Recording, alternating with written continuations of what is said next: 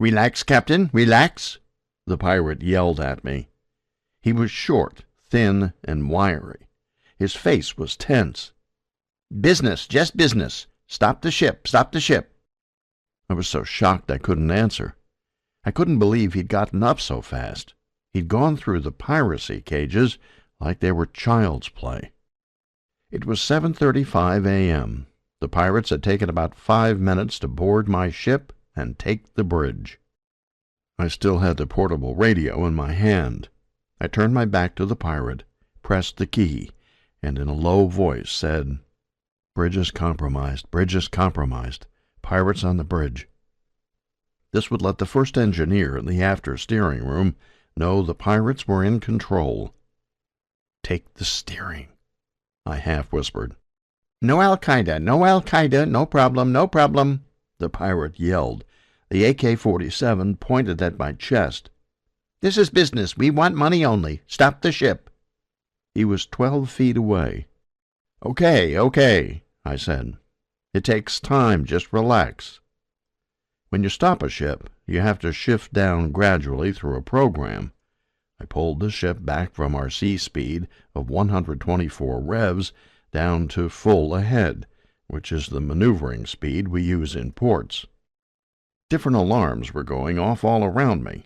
Brut, brut, brut, woo, woo, woo. The noise was incredible. I started dancing around the console, silencing them. I looked over at the phone. It was lying sideways on the desk where Colin had left it.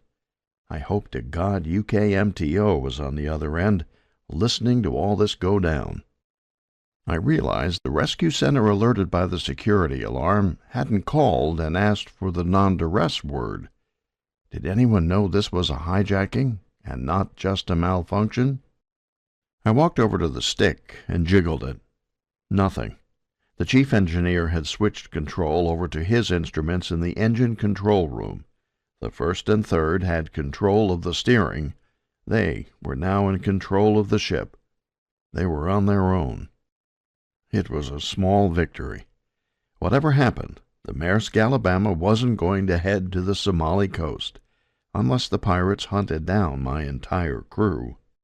"Stop the ship, stop the ship," I called into the radio. I left my finger on the key button so everyone could hear what the pirate was saying. I could feel the engineer kill the engines. That thrum you grow so used to died away. We were now gliding through the water, going in circles. That annoyed the pirate. "Stop this circling," he called to me, and the muzzle of the AK-47 circled around as he talked. "Straighten the ship out." "Okay, no problem," I said. I started working the stick and the wheel. Nothing happened, of course, because the first assistant engineer, Matt, was steering the ship down below. I gaped in astonishment, and then looked over at the pirate.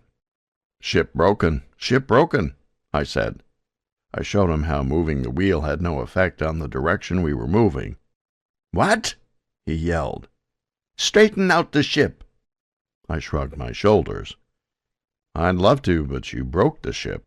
You wanted me to slow down, and we did it too fast." I pointed to the console and tapped on the bow thruster reading. The bow thruster is another screw at the front of the ship that enables us to maneuver. The indicator read 0. Then I pointed to the rudder angle indicator. It was dead too. "Ship broken," I said. The pirate didn't like that.